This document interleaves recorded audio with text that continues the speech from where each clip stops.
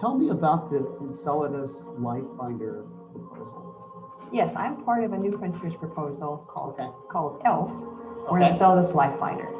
And the goals for ELF are to go back to Enceladus, better characterize the ocean, and then make the measurements necessary to determine if there might be life in the ocean of Enceladus. Look for amino acids, fatty acids, do other types of experiments, some which I can't tell you about until NASA announces their project. Okay, right. So there's no secrets that we can tell you right now. So. But to go back and make those measurements and try and address those questions.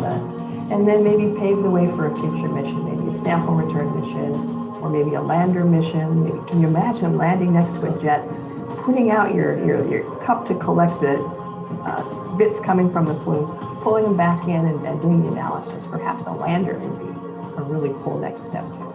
So is there another planet or another project that you want to move on to? I know you've got the Life Finder mission. Till NASA makes an announcement, my primary focus is ELF, but I would love to go back to the ice giants Uranus and Neptune. We've only had a single flyby of each one with Voyager 2. And those are fascinating worlds with interesting moons. and very different ring systems as well. So to have Cassini-like orbiters, in fact, my dream would be, let's build 2 identical orbiters like we had Voyager 1 and Voyager 2. Right.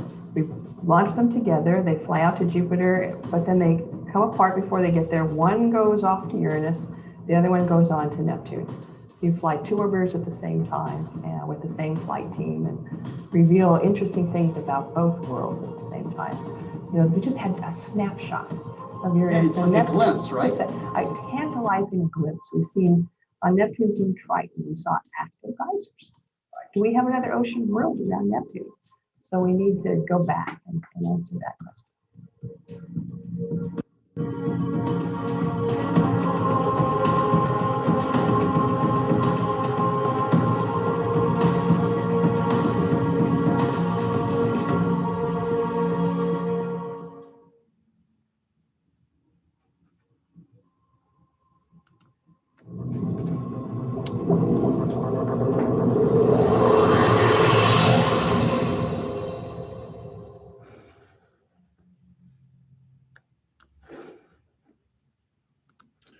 Well, hello, everybody. This is Scott Roberts and Kent Marts here, and we are getting some feedback. What's happening? I don't know. Let's see. I think that helps. Okay.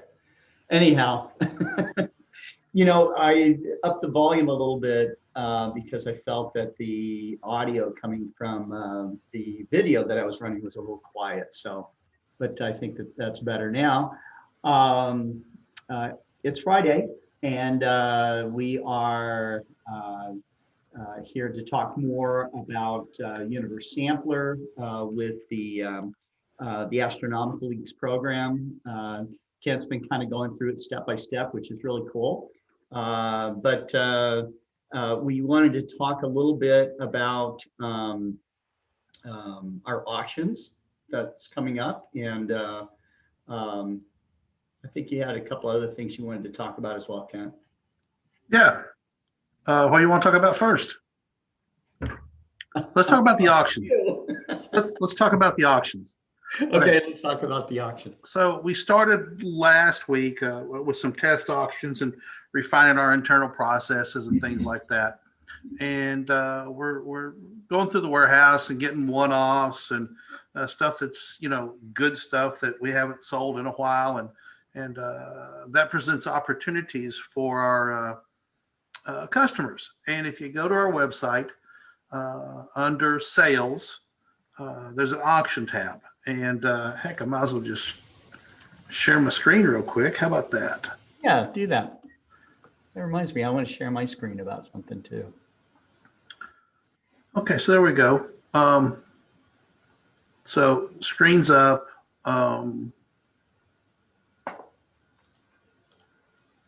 Well, heck, what happened?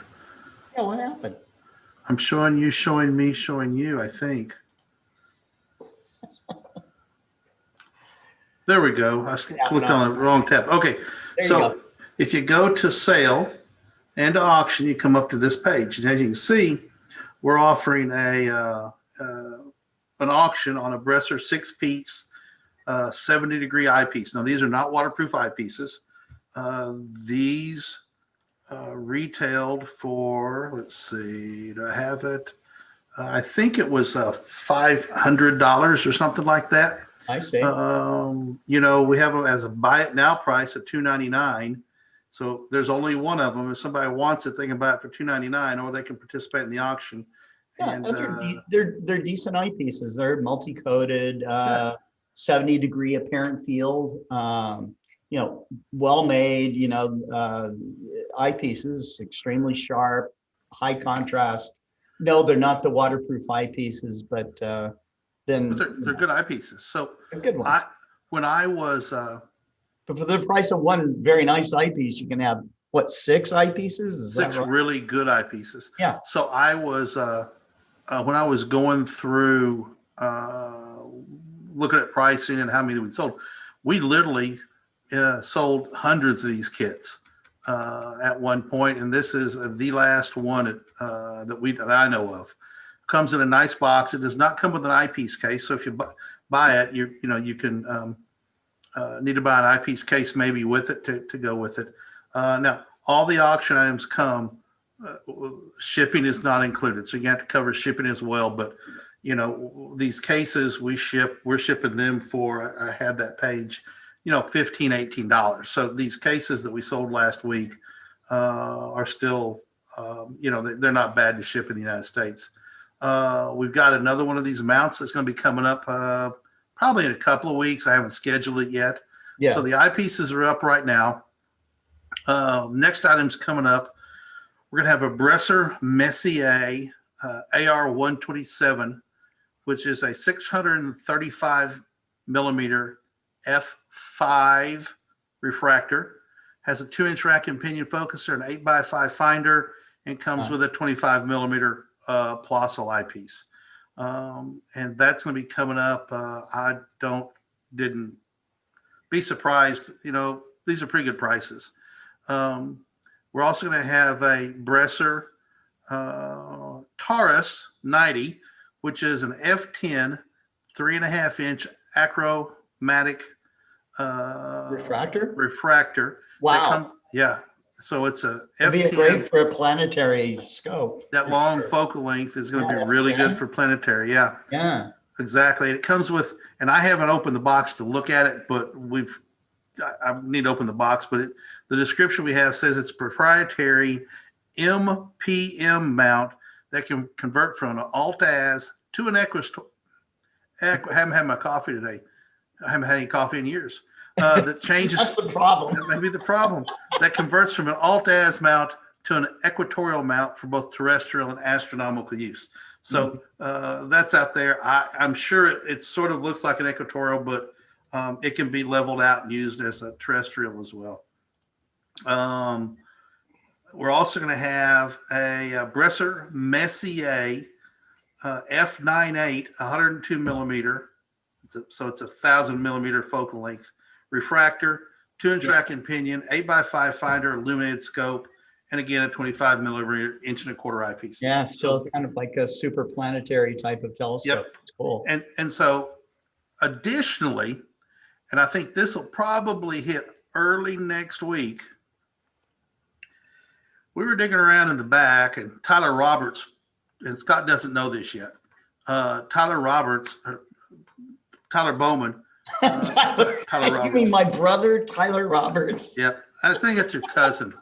Tyler Bowman, one of the CSRs. Tyler Bowman, yes. Opened a box and found a ED 152 millimeter carbon fiber telescope that has a custom built focuser that is engraved. Scott, you remember this one? Which one it is. Okay. It's engraved with Scott's signature on the bottom of it.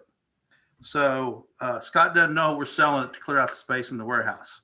So apparently this was one Scott used for a while and progressed on, and it's there. This is going to be a pretty good deal. I use it at star parties. Yeah. Yeah. Some of you took to star parties and stuff, I think. That's cool. So it's a big 152 carbon fiber. It's a beautiful scope for how it's been around. I think it's in really good condition. The optics, Scott. Better be in good condition. Yeah, it's in good condition. Scott takes care of his stuff, and Tyler was back looking at it on the double pass and said it looked good. So we're going to put that up next week. I haven't seen the price on it yet. It's not going to be $100 or $200. I can tell you that. But somebody's going to get a good telescope and a focuser that's built like a tank. And like I said, this is a one-off focuser. Yeah, it's a moonlight focuser, as I recall. I believe that may be right, but it's a one-off. Doesn't have a warranty. But it's a solid, piece of equipment.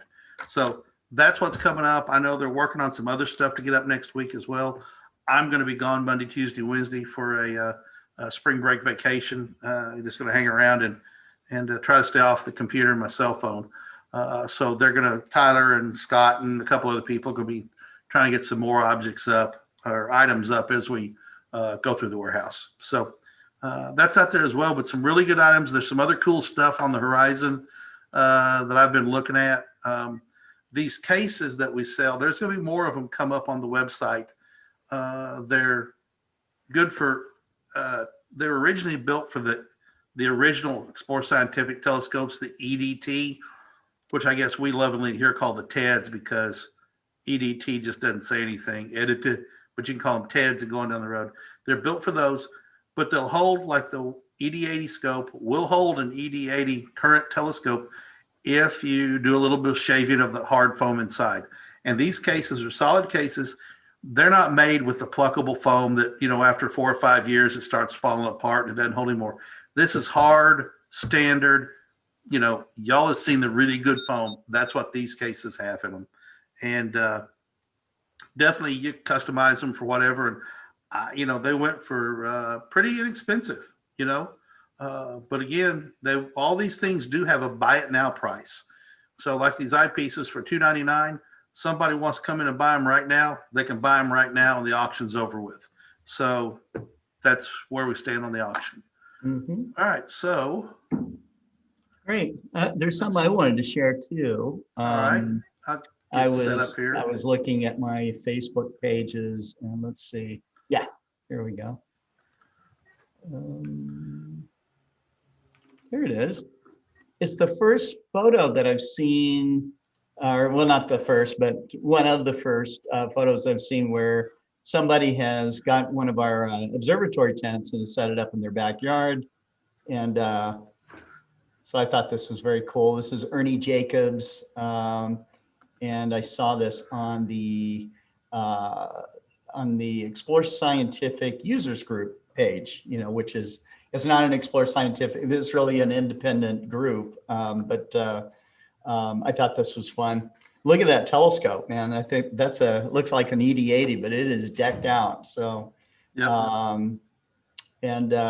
He's, he was talking about how there might be some wind and how he was going to find maybe a more secure way to put the top on it, but it looks like he's going to leave it up there for a while. So that's kind of cool. And what else do I want to talk about? I want to give a shout out for Lowell Observatory. They have this new, it's called the Kemper and Ethel Marley Foundation Astronomy Discovery Center. So, Lowell just keeps doing more and more expansion into educational outreach. And, if you were close to where Lowell Observatory is, you can see all the cool stuff that they're going to do. This has yet to be built, but apparently they've got the endowment or something to get it going. They are looking for more donors. So if you like what Lowell does, consider joining up with them. And I also got my official membership card for the Southern Cross Astronomical Society today. So that was kind of cool. It's one of the oldest clubs in the country. And the guy that started it, I forget his name right off the top here, but he was someone, I think, from Atlanta, Georgia. He makes a vacation to Miami back in the 20s, maybe, and starts doing educational outreach. He buys telescopes and sets them up in the park and becomes famous. And guys like Harlow Shapley, world famous astronomer, comes up with the name of the Southern Cross Astronomical Group or something like that. And that was the precursor for the name of the Southern Cross Astronomical Society, which has been going on ever since then. So that's very, very awesome. They are the guys that put on the Winter Star Party. Soon we will be coming out with the next issue of Skies Up magazine, so you're going to want to check that out. There's going to be a lot of information from scientists about the Perseverance mission to Mars and that kind of thing. That's going to be on the cover, I think. What else? Oh, Next Global Star Party. Next Global Star Party celebrating the 1840 photograph of the moon, which is the image made by Draper, and it is one of the very first astrophotographs ever made. And So we will have, that's kind of a theme of Global Star Party for next Tuesday. It starts at 8 p.m. You're going to want to tune in for that. On Monday, we have our next install of Dr. Daniel Barth's program called How Do You Know? So I've noticed some people are now starting to download his study guides and stuff like that from our site. So that's very cool. Well, Scott, what I like about his stuff, yeah, it's easy. I mean, he does it with stuff that is laying around the house.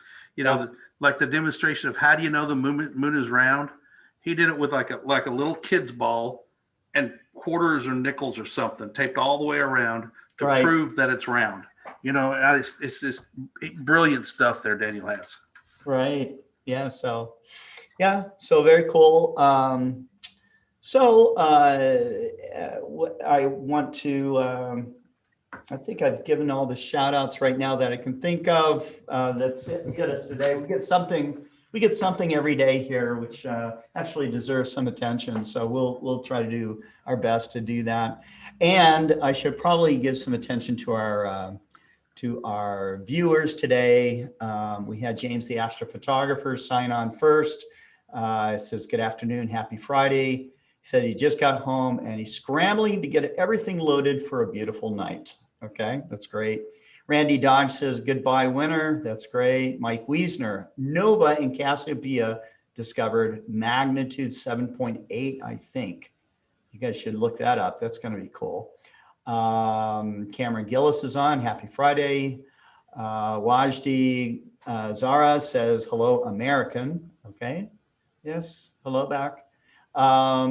Chris Larson, hello. And Book Davies, don't scramble, James. The hurrier I go, the behinder I get. That sounds like something. That's something I'd say. I love that language. That's something you would say.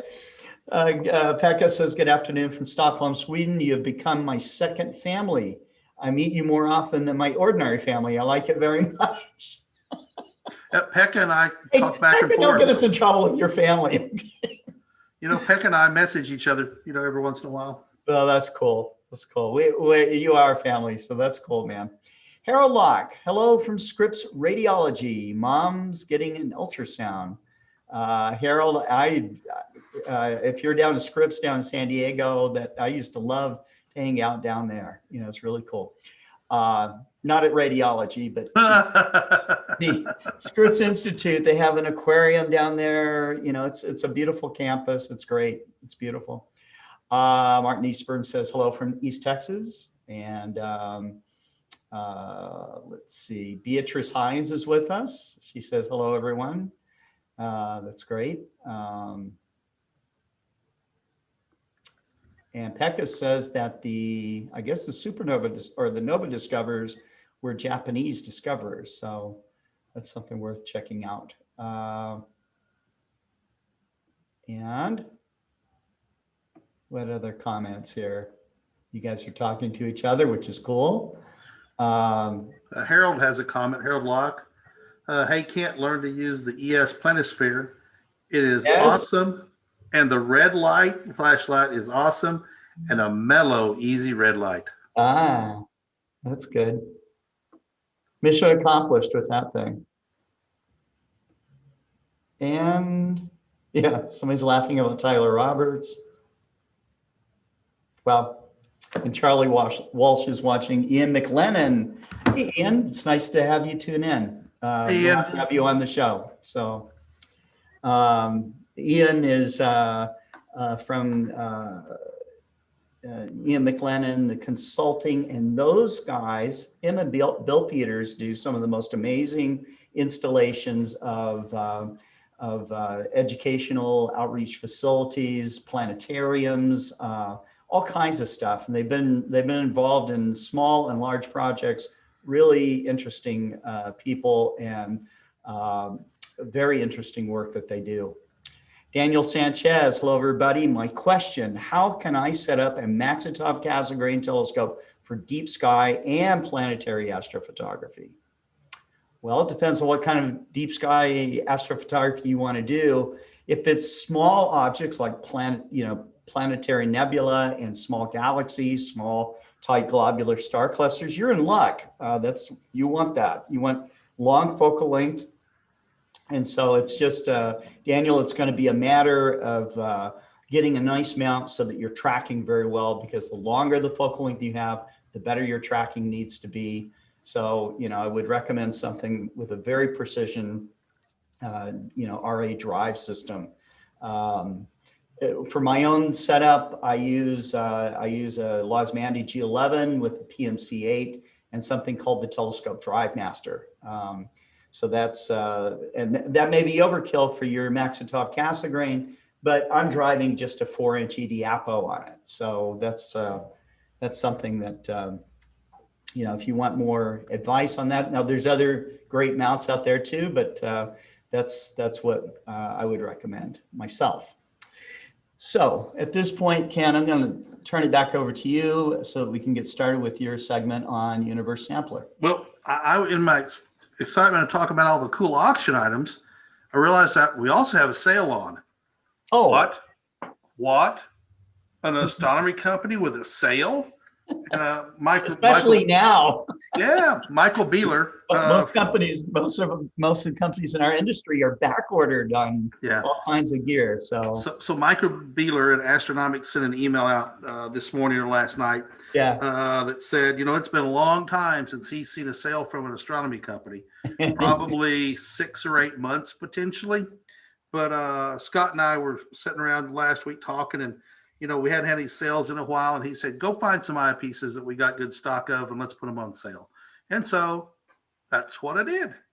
So we're going to start out with the big boy, the 100-degree 25 millimeter eyepiece. This thing is like a pineapple hand grenade. Beautiful, beautiful eyepiece. Regular retail price, $850. On sale through April. We decided to let this thing run for a while, not just 10 days or into the month or anything. It's going to run through April. Flash sale, but a real sale. Yeah. So $699. So $700, $150 off. $150 off. That's the 100-degree 25. Then we have the 8265 long eye relief. So this is got a few more millimeters than the 6.7 does. Which when you wear glasses, that couple of millimeters makes a big difference. $249, let's call it $250. I'll just round up on these prices. On sale for $230. So, a little bit off, and it'll make a move, I think. So that's the 8265 LE. The 6820 is $180 regular, going for $150, $30 off.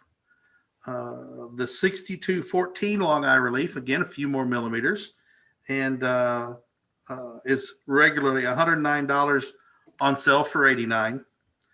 The 5240, which is a real inexpensive, great starter eyepiece.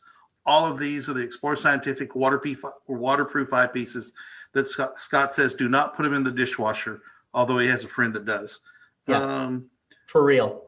For real. So for real. $79.99. They're on for $69.99, $10 off. And the 52-degree 20, the 52-degree 40 is $159.99, $160, on sale for $129.99. So again, that's the 40 millimeters on sale for $130. The 5220 retails for $79, and it's on sale for $69 right now. So some good prices, some really good prices on a couple of those eyepieces, a bunch off, getting a waterproof eyepiece for $70. You can't beat that with a big stick. Well, you can, but it wouldn't make a difference. Yeah, and this is also at a time too where all of us in our industry are looking at raising prices, and the reason for it is that shipping has become an issue. And when I say that's an understatement when I say shipping has become an issue. When the price on shipping something now from our suppliers over in Asia now has gone up, jumped thousands of dollars. It doubled. Yeah, more than doubled. More than doubled now. Yeah. A container, you would rent a container and load it up that container, the actual container cost to rent it was about $2,500. Okay. That's not counting the shipping. Okay. Of course. But then which did go up by double, but the container price itself, okay, went up from, it was like $2,500 to $10,000. Okay. Just to get a container over. All right. So now not only getting it across from overseas costs more, but the trucking to come to us has now cost more. And so it's just, I don't quite get it. I don't see why all these prices have jumped up so dramatically, except that someone, or I guess the industry, the logistics industry said, let's see, people want more stuff and we're going to charge them for it. So, I think that's what's really happened. But unfortunately, I don't see it going down. Usually when you see price hikes like this, these are permanent and they stay for a while. Yep. And that's not counting, labor and materials in China is more expensive as well. That's true. Because recycled metals come from all over the world going to China. And that's the same problem. All that stuff costs more to ship, the scrap metal to China to get made back into stuff that they sell around the world. And that cost has gone up just like bringing it to the United States has gone up. So it's just a weird situation we're in right now. And, I was talking to a guy yesterday. He said he lives on a farm in Texas. He says he can't get sheep fencing because they're sold out of sheep fencing. And they said it's going to be 6 months before they get any more because it's made from metal and I guess it's made overseas. So, everybody's suffering from it. That's for sure. So, yeah, that's true. But we're having a sale. So, yep. So there you go. So, all right. So let's get into the universe sampler, shall we? This is actually sort of a longer case. Let's see.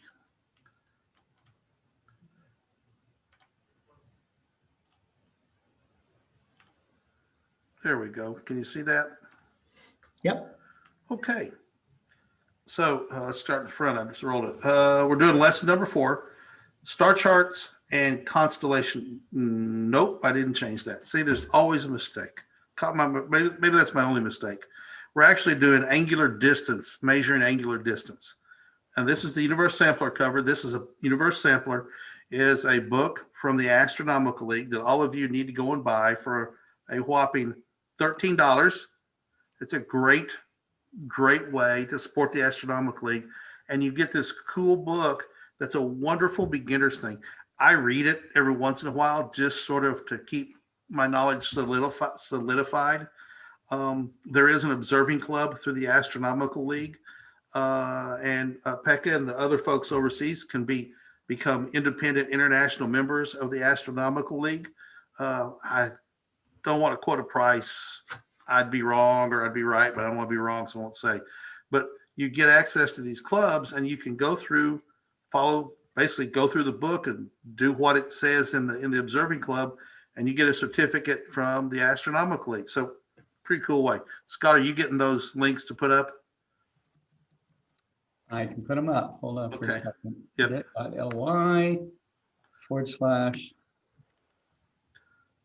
ly/3VM, right? Yes, 3 Victor Mary.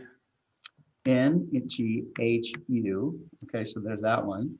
And then bit.ly/3 LDVNYA. There you go. Okay. There you go. So please, spare a buck and help the Astronomical League get a cool book. Okay. A quick review. Lesson 3 was star charts and constellation patterns. Learning the major constellations is the first step to navigating the night sky. Beginning, middle, and end. You got to learn the constellations, at least the major ones, and then work your way into the more minor, small ones. Planispheres and star charts are a great starting point. And to help remember, the other suggestion it says is, don't try and learn the whole sky. Take your group of 4 or 5 or 6 and write a story about it. They all sort of may be interrelated, and you write that story in your own mind, and that helps you word associate what ones are where. So today's lesson is lesson number 4, measuring angular distance. So as the picture shows, holding up a pinky is about half a degree. Is that what that says? Yeah, pinky is the Pinky little is- finger. The little finger. Yeah. And your index finger is about a degree. 3 fingers is 5 degrees. Your fist is 10. And your fingers, index and pinky, little finger spread apart are 15. Yes. And so it shows a diagram of using the Big Dipper, but I wanted to do something a little different. But you know, that's the entire lesson. So what cool is the tip of your little finger covers a little more than half a degree of angular distance, which is the diameter of the full moon. And I tell people, they say, oh, the moon is so much bigger on the horizon. And I'll say, no, that's an optical illusion. They'll say, no, it's not. I'll say, yes, it is. And whether this, no, no, yes, it is. No, it's not. Yes, it is. You know, and I've only gotten to fist fights twice over it. Not really. But, you know, star party people can be rowdy. And so I said, okay, fine. Take your finger and hold it up and cover up the moon. Okay, it's on the horizon. So it's covered up, right? And a couple hours later, go do it again. It's the same diameter. And they're blown away by that because they think the moon is bigger on the horizon. And, you know, I've seen some scientific studies, and I've not seen one that has a definitive reason why we perceive the moon to be bigger on the horizon than it is when it's overhead, because the distance is the same. So anyway, why does this work? How did I skip one? Because, you know, holding your hand at arm's length, the ratio of your arm length to finger width is similar for men and women, children and adults. It doesn't matter. The ratio is about the same. So by knowing this, we can use this technique to guide people to the same location. You know, I used to say, hey, see that bright star over there in Orion? Well, I'm looking left of there, you know, 4 inches. Well, you know, that didn't work. But with this, now that we have this common language, the star I'm looking at is 5 degrees east of the bright orange star in Orion. So it's a fist width east of Betelgeuse. And you can hold a hand up there and go, oh, okay, I see where you're looking. It works really well. Measuring long distances, I used to do this thing where I just hold them and try and estimate. And then I realized very easily I could walk my hand across the sky by rotating, put my index finger on the star, and then look, and then have my pinky and simply roll my wrist over, and I can walk back and forth across the sky. So this is going to cover roughly 30 degrees. That's going to cover 60 degrees, and that's going to cover 90 degrees. So we can go a long ways across the sky simply by using our hand, rolling it back and forth on our wrist. I hope I'm explaining this in a way. I tried it out on a couple of people here, and they pretty well understood it. So I might need to put a little video clip in here because I'm going to hang on to these and probably use them at some point. I need to do a video clip on some. So I just think that's a real cool way to be able to talk to people about where to go and measure distances from one, you know, go east or northeast or south or whatever. You're just doing like this, right? Yep, and walking across the sky. There you go, Scott. Like that. Yeah. Yep, I'm holding my up at arm's length and just doing that across the sky. That's exactly right. Just don't do that in, you know, like a place where there's a bunch of gangs or something like that. They may think you're flashing some sort of gang sign or something. That's, you know, I mean, it is technically a gang of really tough amateur astronomers. Yeah, who showed up on their motorcycles. Yeah, so, right. All right, so SUVs. So distances. I put some example of common, you know, some more common stars. Pollux the Castor, you know, you can read this here. And I thought, well, why don't I just show it? So this is the March map. I should need to change this pretty quick to April. But here's Pollux and Castor. They're 4.3 degrees. So they're a little bit more than 3 fingers apart if you hold it at arm's length. Megrez to Dubé, I'm never good about pronouncing some of these things, is 10 degrees. So those are the wide part of the bowl of the Big Dipper, 10 degrees apart. Okay. Bellatrix to Aldebaran. Bellatrix is the star that is opposite. the shoulder of Betelgeuse in Orion, and it's 16 degrees. So it's going to be just a little bit more effectively, but same thing as your index finger and your pinky, your little finger, spread out at arm's length. That's how far apart they are. Betelgeuse to Sirius, 27 degrees. So call it 30. You can get in the neighborhood of on the same block by simply doing the little walk technique Scott was showing you, back and forth. So that's, and then we can go a long ways. We can go from Regulus to Arcturus, which is 60 degrees, which would be, 6 walks back and forth, six swings. So you can now get across the sky simply by using your hand and talking to people around you. We have a common language now, a common tool that we all have.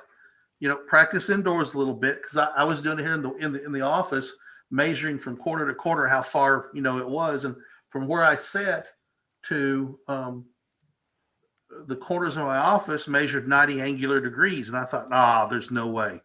And so I turned around and looked out the door. I can see out the front door of the building, and walked across 15 degrees to 90 degrees, and guess what? I was straight overhead. So the angular distance of this wall and the angular distance of going from the horizon to overhead is 90 degrees. And when you're at a star party, try it with a stranger. Prove that it really does work.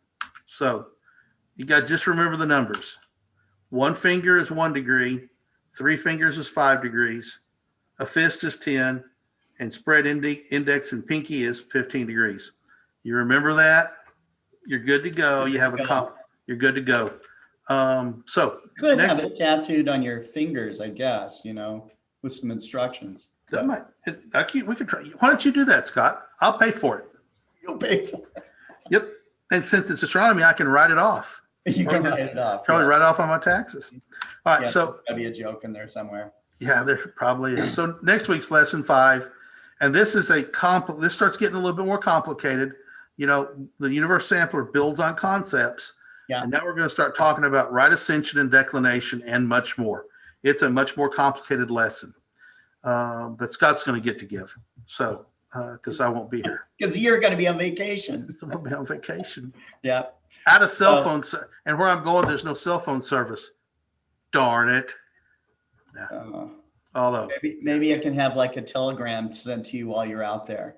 I probably am going to go up on top of the hill every once in a while and check, voice messages, just to make sure everybody's still the world. Hold your cell phone up to the sky. Yeah, do the dance. Yeah. So anyway, that's the lesson number 5. Like I said, it's going to start getting more complicated as we get into this. Like I said, is there a risk of poking someone in the eye with your finger in the dark when exercising angular sizes? Yes, I suppose. What Aaron Jacob asked. Maybe you should, move your hand around. If you're a slapping noise, then Ernie Jacob asked, what would astro gangs be called? Let's brainstorm on that a minute. Astro gangs? Oh yeah. What would that be called? I don't know. There's somewhere in there is a good name. Yeah, the killer asteroids. Yeah, the killer asteroids. Something like the that. blazing comets or the supernovas. Yeah, the supernovas. Uh-huh. That's a Chevy. It's a gang of Chevys, and that's a gang of. That's no. The supernova astronomers would be astronomers who drive Chevy Novas. Would be the requirement. That would the be supernovas. Really tough gang. Yes.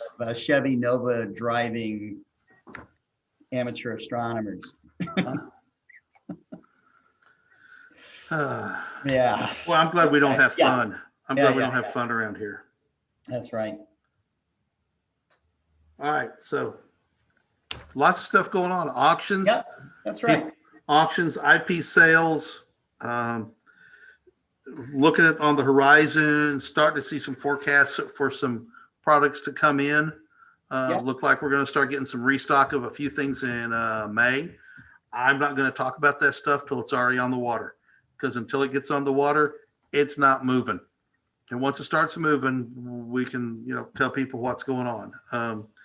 It's and what we're getting. And I know that you and Robert are both working with the factory to try and Oh, sure. prioritize Well, and not only us, but the factory's working. Factory's working now 2 shifts, 6 days a week. So they only have Sundays off at this point. So, but it's an all-out effort to catch up with inventory and supply our customers with the telescopes that they want. So, but that's the situation that the industry's in right now. So you're going to see everyone doing catch up. And Scott, why don't you talk about the effort we started yesterday about calling customers a little bit? True. Yeah, we did have customers that did place orders and paid for those orders. So the deal is right now is that we're identifying all those people, we're calling them, and we're just going to stay, in regular communication. We think it's the best thing to do at this point. Because some customers may want to make a different decision on what they're getting into or something like that. That's a possibility. Some customers are, understanding and willing to wait for these things to come in. But the best thing to do is to communicate and to make that happen. We had a sad situation where the factory had told us that we would have something in March, and that did not come true, because of various reasons that they had run into with their own supply chain of getting some parts in. So, and the customer was rightfully angry at us because we'd given them information saying, hey, we think it's going to be March. And then it turned out to where it was going to be a few more months. And so that was, it's tough to deliver information like that. Nevertheless, we are being as transparent as we can be about these things and passing along the information. So, and we had yesterday, Adam was telling me that he had a customer he called and canceled his order for a fairly significant purchase, and then turned around and nearly doubled it while I was on the phone with him. He said, yeah. So he said, well, you know what? Down. Yeah, so he doubled down on it. He had decided to cancel that, but then took the credit and spent more. So if you're able to get the product that you're looking for. The other thing I will tell you, if you have ordered something, whether it's from us or from another company, and you're waiting, they're telling you, look, it's going to be months before you have it. You might as well, if you really do want it, you might as well stick with your order, whether it's a Celestron or another brand or us. Because guess what? The prices are going up. Okay. So if you pull out and then buy it later, you're going to pay more. So, just because, if you call one of the dealers, you need to verify, have them and buy it because they say they have it in stock. You need to verify they have it in stock. True. Because there are some dealers who do carry inventory and they may have it in stock. But before you cancel an order from somewhere, with another dealer or whatever, they need to lay hands on it before you do anything. Yeah. Because if it's drop ship, that's something that you just need to double check, have them double check on and stuff like that. So I had a customer. The dealers are going to try to cheat you. They're not going to. Okay. But nevertheless, the real situation is many of us in our industry had an incredible sell-through in the fourth quarter of 2020. It was unprecedented. It was crazy. And so it was 18 months worth of inventory in 3 months. I've never seen a rush on telescope gear like that before. And, I've been through Halley's Comet. I was through Hale's Bob, the Mars opposition, Comet Shoemaker-Levy 9, the 2017 total eclipse of the sun. These were monster events where tons of telescope gear sold very rapidly, but for whatever reason, 2020, November and December was just sheer insanity as far as the number of orders that were placed. So we had in December, we had a 10 times increase in orders, okay, over the previous year. And there's just no way to predict that kind of thing. So, you know, a big Monday in the run up to Christmas in 2019 was what, 800 orders was huge, and we were swamped. And there was one Monday we came in and there was nearly 8,000 orders. Yeah. And we're not set up to handle that kind of individual capacity. And no one in our industry is set up to handle that kind of capacity. Right. And we can't just upsize. You can't just go hire people off the street. No. Who knows where to go get a instruments, gear that has to be checked out and specially handled and all of that stuff. Well, and they have to know where to go to get a 310666, you know, or an ED80 CF. I mean, it's specialized knowledge, and you can't just hire people off the street to do it. It takes time. That's right. You know, it's funny. When I go to star parties and people ask me, you know, about our company or what the industry is like or something like that, there is some thinking that that the telescope industry is huge, okay, and that you know, and they'll think of it like let's pick another product like skis, motorcycles, tents, even, you know, anything like that. And you start to think about this huge factory, hundreds or thousands of people working there. It's not at all like that. Each telescope made by anybody, whether it's a toy telescope or it's a plane wave, you know, 24-inch or something larger, all telescopes, every telescope in the world since the day one, 400 years ago, okay, they're made by hand. They're all made by hand. They'll still be made by hand. And it's the nature of the beast. And so, and the more refined that telescope is, the more handwork goes into it. And so it's really, it's an individual thing. You know, I was talking to Roland Christian. He's the owner of Astrophysics.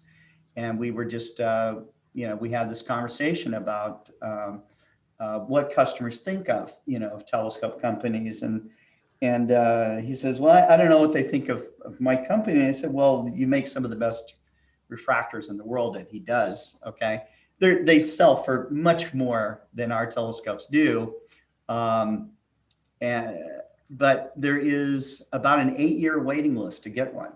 And so it's, you know, and I said, well, what happens if somebody gets one and you know, there's some sort of an issue with it? And he says, I make those telescopes as perfect can be, you know? And he said, there is no such thing as a perfect telescope, but he says, that's what we do. That's our reputation. Okay.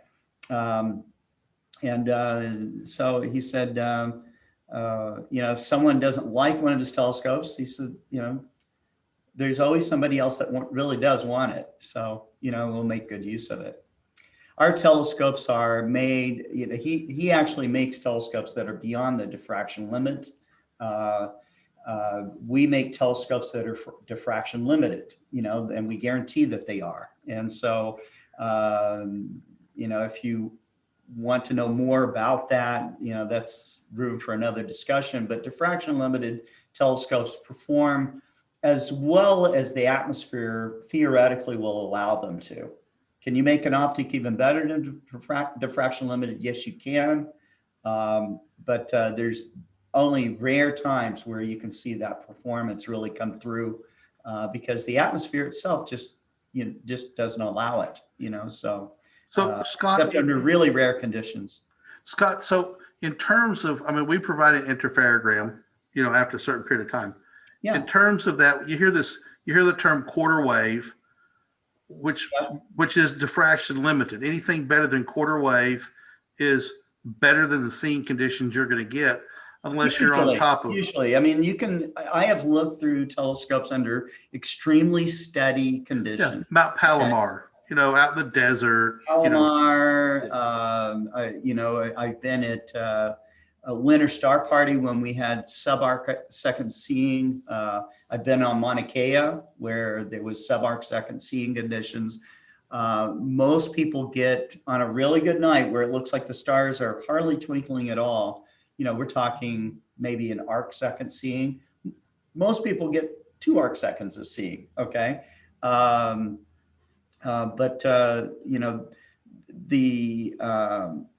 the sky above you is really the limiting factor on what it is that you can do.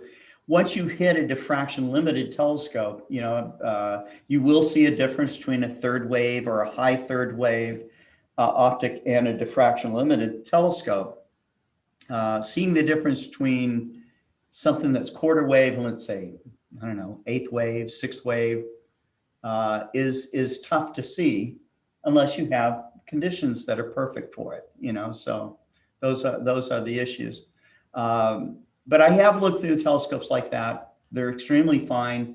They're also very, very expensive, so. Why are they so expensive, Scott? They're so hard to make. You will. That's a good reason.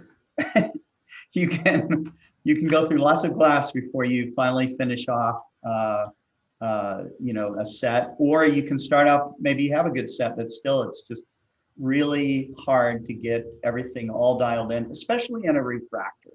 Refractors have, on an airspace triplet, you're working 6 surfaces, okay? If it's a mirrored telescope like a Newtonian or a Schmidt-Cassegrain, of course, has a weak corrector lens. As long as you're hitting correction very well, that's fine. That primary mirror that's gathering the light is got to be also very much finer. And then the secondary on the Schmidt-Cassegrain has to be, to get it, even to perform it, the whole system at quarter wave, it has to be extraordinary.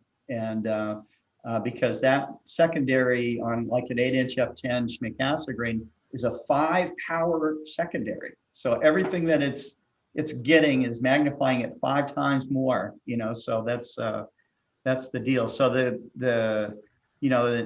Schmidt-Cassegrain like a Celestron or a Meade that's f10 is an f2 primary and a 5-power secondary, so very, still a tough system to make for a long, long time before Celestron's Tom Johnson, who founded that company, figured out a way to commercially produce Schmidt-Cassegrains.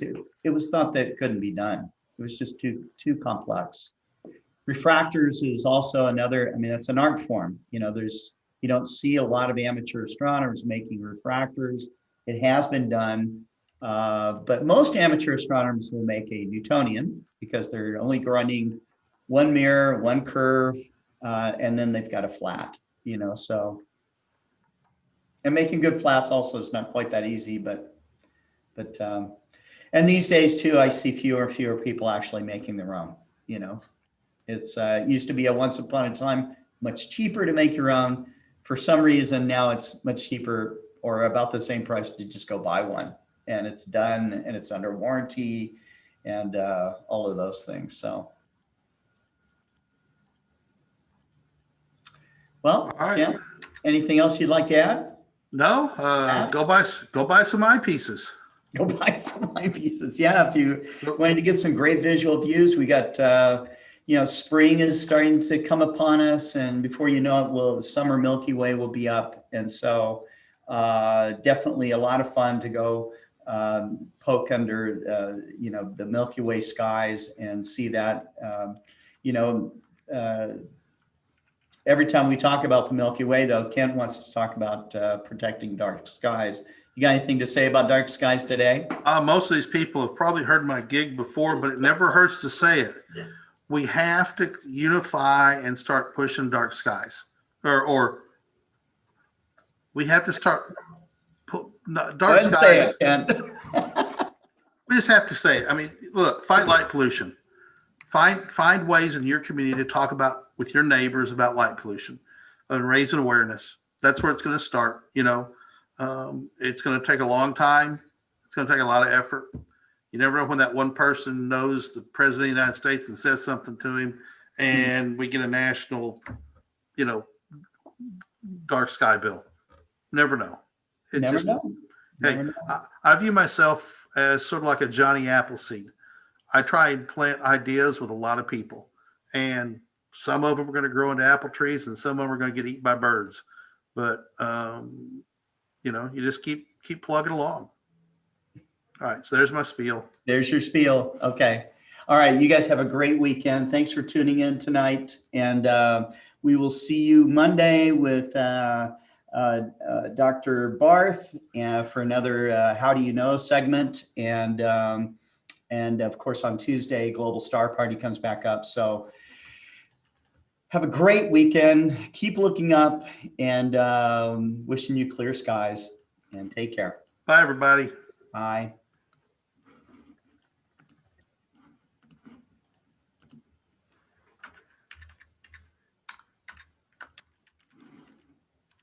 I'm Kent Marts with Explore Scientific. Today I want to talk to you about our Alpen and Bresser lines of really great binoculars, as well as our new giant binoculars. More about those in just a minute. The Alpen Teton 10x42 binoculars are spectacular. They're multi-phase coated, they're ED, HD extra low dispersion glass. They have an Abe prism with special coatings that are proprietary to us that provide clear, sharp, crisp images. Comparing these to binoculars that are just a couple of years old, I was blown away by how spectacular these binoculars are. These Alpen 10x42s also come with the A-lock system that allows you to lock your diopter so that you can set it for what you want and then lock it. It comes with twist-up eye cups and offers long eye relief for people who wear glasses like I do. They're just a spectacular piece of engineering and optical performance. I'd also like to talk about and introduce you to the Explore Scientific giant binoculars. These binoculars are fantastic. This pair is the 120 millimeter pair of binoculars. They start at 70 millimeters and go up from there. Really, these are two 120 millimeter telescopes mounted side by side. They come with the Explore Scientific waterproof 62-degree 20 millimeter eyepieces right here. Independent focus, as well as the ability to change the interpupillary distance so that you can set them to your face. These are a spectacular pair of binoculars. The accessory U-mount is available for additional price. And let's just look down the barrel of these. It's just a beautiful pair of binoculars. I've used them on the sun. I've used them on Orion's Nebula. It is just fantastic to look through these. Now, when I say I used them on the sun, we have made safe solar filters for these that come in a big oval so you can use these safely on the sun. Because you're using two eyes, it gives you a great three-dimensional view of the sun, makes sunspots look just absolutely fantastic. For more information or to purchase these binoculars or the giant binoculars, go to explorescientific.com.